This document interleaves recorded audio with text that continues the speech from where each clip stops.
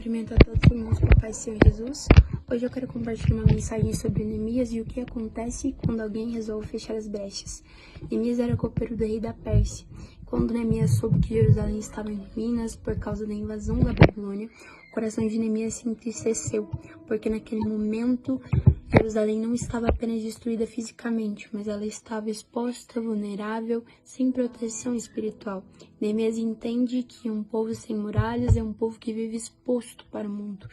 E é assim que muitos jovens vivem hoje, sem muralhas, sem limites, sem proteção espiritual. A Bíblia fala que quando Neemias começa a reconstrução dos muros, os inimigos se levantam. Tobias e Sambalate, que representam resistência externa. Vozes que querem desanimar, caçoar, zombar, nos fazer parar.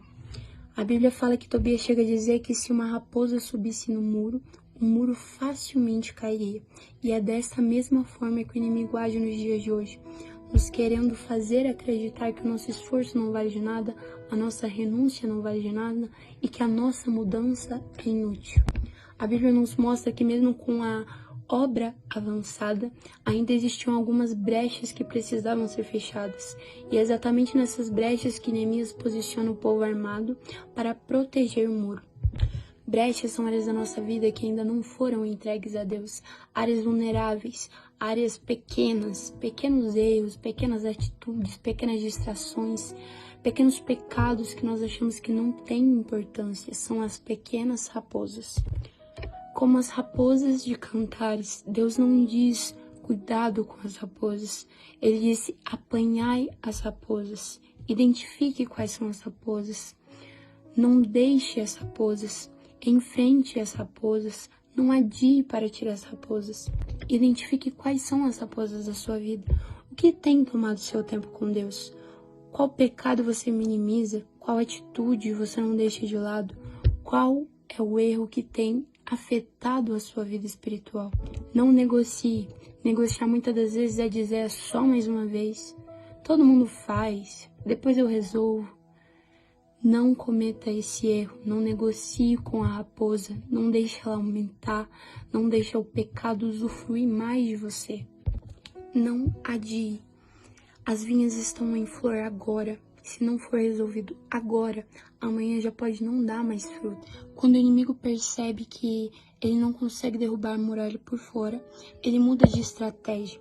Em Neemias ele começa com zombaria, ameaça, intimidação, mas quando vê que o povo está vigiando e armado, ele tenta algo ainda mais perigoso. E aí entram as raposas. Em Cantares, capítulo 2, versículo 15, a Bíblia fala das raposas pequenas que destroem a vinha quando está em flor.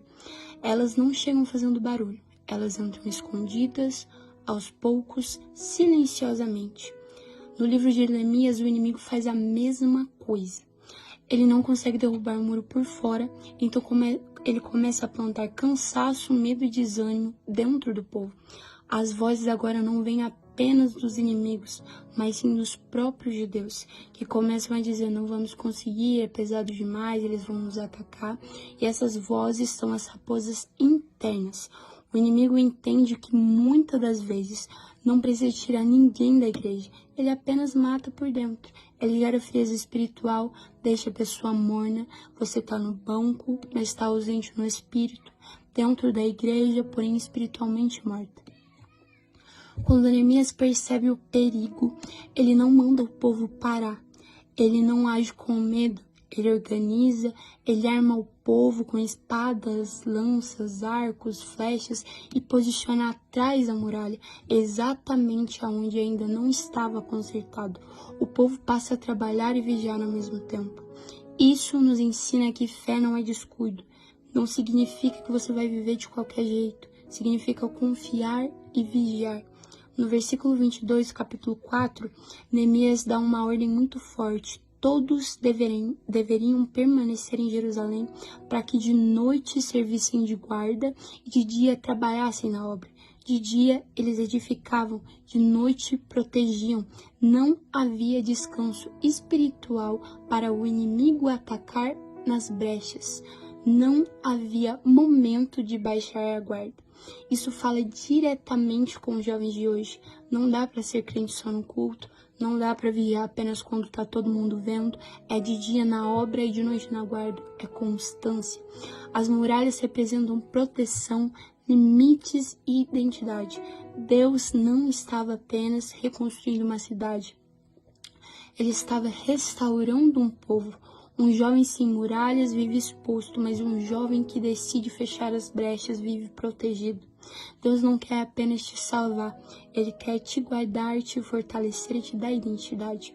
Mas o que acontece quando alguém resolve fechar as brechas? A primeira coisa que acontece é que o inimigo perde acesso.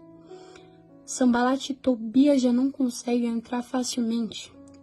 A Bíblia nos ensina que brecha aberta é acesso fácil, mas brecha fechada é inimigo frustrado. Segundo ponto é que o povo recupera a identidade. O muro fechado devolve a Jerusalém dignidade, segurança e pertencimento. Sem brechas, o povo volta a se reconhecer como uma nação de Deus. O terceiro ponto é que a vergonha é removida. Jerusalém sem muros era sinal de vergonha, humilhação. Quando as brechas são fechadas, essa vergonha deu lugar à honra. Quando as brechas são fechadas, aquilo que dava lugar para o inimigo dá lugar para Deus. O quarto ponto é a vigilância contínua. Mesmo com o muro pronto, Neemias coloca guardas e líderes. Isso ensina que fechar a brecha não é o fim, é apenas o começo de uma vida de vigilância. O quinto ponto é que acontece o avivamento. Depois dos muros vem a leitura da lei de Moisés, o arrependimento e uma aliança renovada. A obra terminou em 52 dias, porque Neemias entendeu que ele não precisava descer para falar com Sanbalat e Tobias. Ele respondeu assim no capítulo 6, versículo 3: Estou fazendo uma grande obra, de modo que não poderei descer. Por que cessaria esta obra enquanto eu deixasse e fosse ter convosco? Neemias respondeu assim porque ele sabia o valor daquilo que ele estava construindo. Neemias entendeu que se ele descesse do muro, ele estaria perdendo tempo, ele estaria perdendo foco. Da mesma forma de quando Deus está em reconstrução com a nossa vida, as distrações aparecem, mas quem entende que descer do muro é perca de tempo e é perca de foco, não desce. O que eu quero falar para você aqui hoje é que reconstruir é necessário, mas vigiar é obrigatório. Não basta reconstruir o muro se você não tem cuidado com ele. Enquanto Deus trabalha na reconstrução, é nossa obrigação permanecer atento. Quem não vigia se expõe, mas quem vigia permanece firme. Reconstruir sem vigiar é arriscado, mas quem reconstrói vigiando permanece no propósito até o fim. E essa é a mensagem que eu trago para os nossos corações hoje, e assim eu agradeço a oportunidade em nome de Jesus.